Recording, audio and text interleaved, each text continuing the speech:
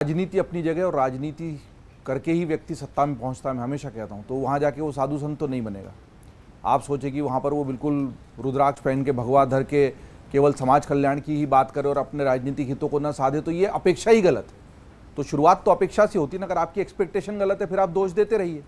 सबसे पहले आपको अपनी एक्सपेक्टेशन सही करनी पड़ेगी। लेकिन उस राजनीति को करते वक्त देश समाज का ध्यान नहीं रखेगा तो फिर भी वो सत्ता में नहीं बना रहेगा। ये बात सही है कि चुनावों के लिए इंतजार किया गया और ऐसा नहीं करना चाहिए था।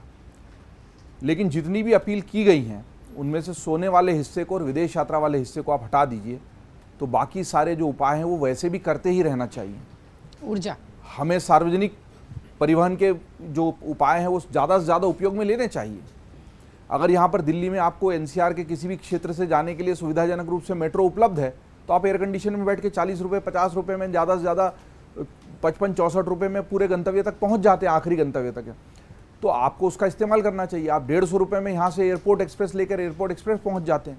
तो मुझे लगता है कि पैसा भी बचता है और समय भी बचता है। तो ऐसे, और ये उपाय पश्चिम के जिन देशों का हम तुरंत अनुकरण करने लगते हैं वहाँ ज़्यादा होते हैं।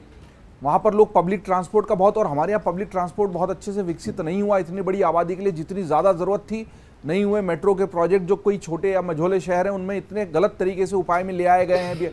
लेकिन सार्वजनिक परिवहन मजबूत होना चाहिए। कितनी भी बड़ी सड़कें और फ्लाईओवर बना दीजिए, इतनी गाड़ियों के लिए वहाँ न जगह है न उतना ईंधन हमारे पास उपलब्ध है। और ये जो उन्होंने कहा कि हमारे पास तेल के कुएं नहीं है, तो शाश्वत सत्य है। इसके लिए कौन सा ईरान के संकट का इंतजार करना है? हमारे पास नहीं है। अमेरिका के पास तेल के कुएं हैं, उनको सहेज के रखता है और दूसरों को तेल लेता है, ताकि जब दूसरों को खत्म हो जाए तब अपने घर का काम आ जाए। इस तरह की सोच और रणनीति पर जब दुनिया 200-200 साल से चल रही है, हम तो अभी 75-70 साल पहले आज़ाद हुए हैं ना, तब जाके अपने देश की सोच को हमको सही करना पड़ेगा। नहीं है तेल के कुएं, तो हमको तो बल्कि तेल को, ऊर्जा को, ईंधन को लेकर हमेशा ही किफ़ायती सोच रखनी चाहिए। मैं ये मानता हूं कि ये जो अपील है वो एक प्रधानमंत्री की अपील नहीं है, वो देश के हर प्रधानमंत्री की अपील, देश के हर नागरिक के लिए, हर शासन काल में, हर सत्ता काल में, हर राजनीतिक दल के द्वारा होनी ही चाहिए। हर व्यक्ति को कोशिश, चीन में लोग खूब साइकिलें चलाते हैं, यूरोप में जाके आप देख लीजिए 2-3 ऐसे देश हैं जहां पर सड़क पे सिर्फ साइकिलें ही दिखती हैं। कुछ सड़कें, कुछ मुख्य बाजार जो हैं वो तो प्रतिबंधित हैं, या तो साइकिल से जाइए या पैदल जाइए, आप कार ले। वहाँ पर लोगों में ये आदत है कि वो 2 से 5 किलोमीटर दूर भी पार्किंग होगी तो वहाँ से पैदल चलेंगे, हमें तो कार का शीशा नीचा करके सब्जी खरीदनी है।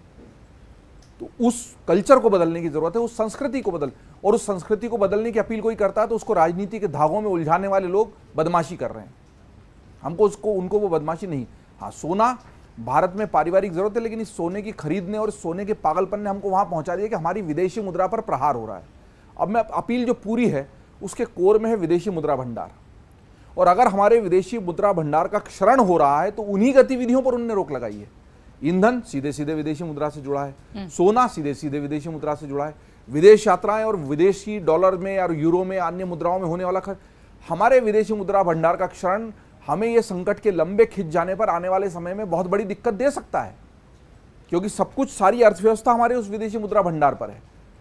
हमने जो हमारे अन्य कार्यक्रमों में, एक्सप्लेनर्स में गणित बताया, उसमें केवल ईंधन की 20% बचत अगर हम कर लें, जितना ईंधन आज हम पर डे और पर मंथ यूज कर रहे हैं, उस 20% बचत मात्र से हम 2,02,000 करोड़ से ज्यादा की बचत कर सकते हैं। और ये बहुत बड़ा अमाउंट है। ये बात सही है कि इसके विरोध में कुतर्क भी दिया जाता है कि आपने दूसरी कई योजनाएं चला रखी हैं और लाडली लक्ष्मी और लाडली बहना भी चला रखी है, और वो कोरोना के समय जो 20 के पैसे बांट रहे हैं, तो वो 80 करोड़ लोगों तक आप पहुंचा रहे हैं, और वो सार्वजनिक आपूर्ति जो हमारी व्यवस्था है उससे कितना पहुंच रहा, कितना, पर वो अलग बहस के विषय हैं। मैं मानता हूं कि वहां भी गलत है, वो हमारे टैक्स के पैसे का दुरुपयोग है बहुत सारे मामलों में, सब मामलों में नहीं। कुछ समाज कल्याण की ऐसी योजनाएं जो जरूरी हैं उन तक नहीं पहुंच रहा, वंचितों तक तो पहुंचाना ही चाहिए और सरकार का ही काम है। लेकिन फिर भी मैं हमेशा ये कहूंगा कि 2 गलत मिलकर एक सही को पैदा नहीं कर सकते। अगर 2 चीजें गलत है तो दोनों जुड़कर सही नहीं करेंगी, इसलिए दोनों को अलग अलग पर्सपेक्टिव में, अलग अलग परिप्रेक्ष्य में ही देखना चाहिए। अभी जो अपील आई है इसको केवल ईरान संकट के मद्देनजर न देखते हुए हमारी समूची कार्य संस्कृति से जोड़कर हमें ईंधन की, ऊर्जा की बचत सतत करनी चाहिए। हमारे पास कोयले की भंडारों की कमी थी तो हमने पनबिजली बनाई, लेकिन पानी भी इतने बांध बना देने के बाद भी बारिश नहीं हो रही है तो बांध सूखे पड़े हुए हैं, तालाब सूख रहे हैं, तालाबों को सूखोकर हमने शहर बना दिए हैं। ये सारी समस्याएं एक दूसरे से जुड़ी हैं और गंभीर, और जितनी बड़ी आबादी अब हम हो चुके हैं तो इस तरह अगर हम संसाधनों का दुरुपयोग, वर्तमान में ये संकट ज़्यादा बड़ा हो चुका है, इसलिए तुरंत उपायों की ज़रूरत है। जो लोग हंसी उड़ा रहे, अरे मोटरसाइकिल से एक दिन विधानसभा चला गया, अरे साइकिल, अरे भाई मजाक मत उड़ाइए, कुछ सहयोग कर सकते हैं तो कीजिए। जहां आप कैब से बैठकर जा रहे हैं वहां पर अगर मेट्रो से जाना संभव है तो चले जाइए, पैदल साइकिल से जाना संभव, 2 दिन नहीं जा पाने से भी आपका काम बन जाता हो तो चले जाइए, कोई मीटिंग ऑनलाइन हो सकती है कर दीजिए। मैं ये कहूंगा इसमें ज्यादा राजनीति तो हुई है, लेकिन राजनीति कहां नहीं होती ये ज्यादा बड़ा सवाल। अगर आप ये वीडियो YouTube पर देख रहे हैं तो हमारे चैनल को सब्सक्राइब कर बेल आइकन दबाएं और Facebook पर देख रहे हैं तो हमारे पेज को लाइक करें।